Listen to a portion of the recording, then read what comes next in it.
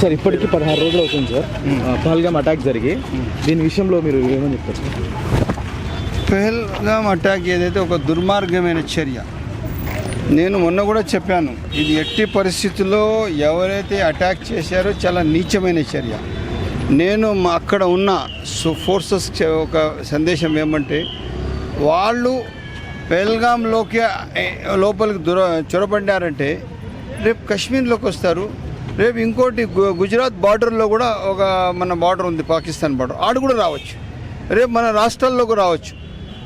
అది కాకుండా జరగాలంటే దానికి ఫస్ట్ పహల్గామ్లో ఎలా వచ్చారు వాళ్ళు లోపలికి, వాళ్ళకి ఎవరు సహకరించారు, ఎవరి ఒక చొరవతో వాళ్ళు వచ్చారు అనేది మనకు చాలా సీరియస్గా మన ఐబీ కానీ మన ఇంటెలిజెన్స్ కానీ పనిచేసే అవసరం ఉంది దీనిపైన. ఎందుకంటే ఎక్కడ కూడా వాళ్ళు చాలా నిర్దాక్షికంగా 26 మందికి చంపారు.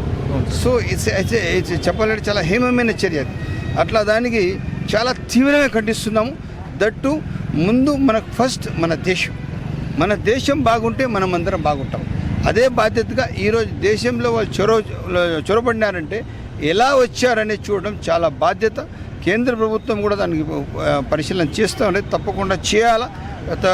ఏ విధంగా వచ్చారని దానిపైన ఎంక్వైరీ చేసి తప్పకుండా దాంట్లో ఎవరున్నారు, మధ్యలో ఉండేవాళ్ళు, దాంట్లో కారకులు ఉన్నారు, వాళ్ళకు చాలా తీవ్రంగా శిక్షించాలని కోరుకుంటున్నాను. సార్ అలాగే sir operation Sindoor is a successful programme. ఎవరైతే మన మిలిటరీ, నేవీ, ఆర్మీ ఎవరైతే ఉన్నారో వాళ్లకు ఇది రియల్లీ హ్యాట్సప్.